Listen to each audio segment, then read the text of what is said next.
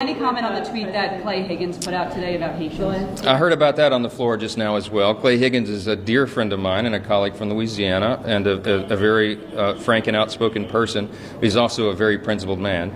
And I think he tweeted, I didn't even see it, but he tweeted something today about Haitians, and he was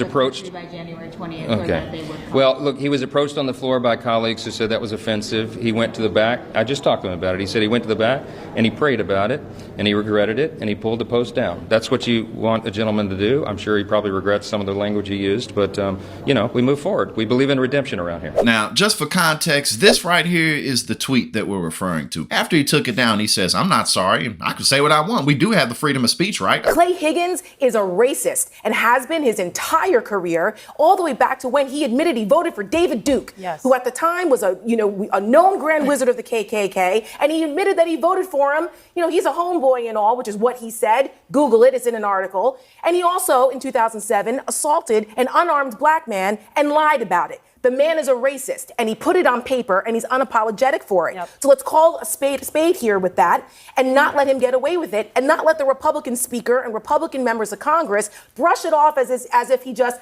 made a comment that's no big deal. This is a big deal because people are threatened. Entire communities are threatened because of this stuff. He prayed about it, he regretted it, and he pulled the post down. So guess what? After Congress officially left town for 6 weeks, Higgins then turned around and said, "I'll do it again if I want to." Quote, "It's all true. I can put up another controversial post tomorrow if you want me to. I mean, we do have freedom of speech. I'll say what I want. It's not a big deal to me. It's like something stuck to the bottom of my boot. Just scrape it off and move on with my life." Everything you've got is petrochemical products. What would you do with that? Tell the world. If I had that power in the world, actually, I don't need that power, because what I would do is ask you, sir, from Louisiana. I'm giving you the power. You're presenting. To search you, sir, from Louisiana, to search your heart and understand why the EPA knows that toxic petrochemical facilities are some of the most toxic, polluting facilities in the world and are killing black people throughout Louisiana. Okay, so my first thing would be you to search your heart and ask your God what you are doing to the black and poor people in Louisiana. That would be my first thing to ask. Let's just have one at a time so that we can. It's my time, Mr. Chairman. If I reclaim my time, I shall. I'm going to give this young lady an opportunity. You might not like it, but America needs to hear it. You've got no answer, do you, young lady, about what to do with petrochemical products. So I'll move on. What are you going to do with ocean-going vessels? What do you do with the maritime industry? Well, we could, again, I would ask you to search your heart for what is happening on the coast of Louisiana. Of course we do. We need to move away from petrochemicals. We need to shut down the petrochemical facilities in your state and move away from plastic. We need to move away from it. And there are... It's insane. What would you do with the aviation industry? The only thing that would not function is the petrochemical industry in your state, sir. Do you care about the planet, good lady? Like, do you have ecological concern for real? Like, from a biblical perspective, we were given.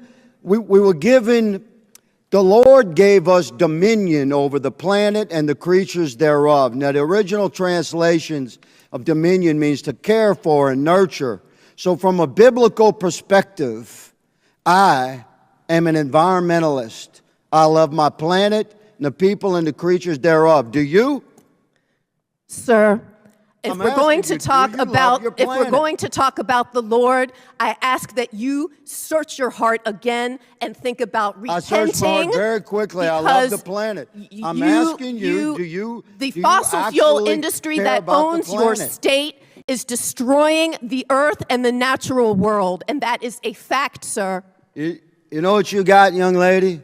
You got a lot of noise, but you got no answers. Mr. Chairman, I yield. In the 4 years that I've sat on this committee, I have never seen members of Congress, Republican or Democrat, disrespect a witness in the way that I have seen them disrespect you today. I do not care what party they are in. I've never seen anything like that. And for the gentleman of Louisiana and the comfort that he felt in yelling at you like that, there's more than one way to get a point across. And frankly, men who treat women like that in public, I fear how they treat them in private. We can be better than this. We don't have to resort to yelling. You know, no matter what happens or no matter what's said, Republicans always play stupid or play like, oh, it's not really that big of a deal. You know, Mike Johnson, this dude up here talking about some Clay Higgins, people on the floor, they told him that it was inappropriate. He went to the back, he prayed about it, and then he took it down because, you know, he needed God to tell him that this is inappropriate. Again, Clay Higgins is 63 years old. He's grown up. He's become an adult, and he should know and understand that not everything needs to be said. But the point is the racism. The point is the cruelty. The point is to egg on the culture war in the United States, the culture war of which they've already lost. You know, they're fighting hard. They're doing everything they can. They're trying to take people's rights away. But no matter what they do, they can't change the fact that this country is becoming more ethnically diverse, more feminist, more gay, more trans, more everything. You know, there's no getting the cat back into the bag at this point. So did Clay Higgins pray about that, Mike Johnson? Or did you pray about that as you're, you know, monitoring your children's porn usage? I don't want to get too deep into the personal stuff, but, you know, pray about that.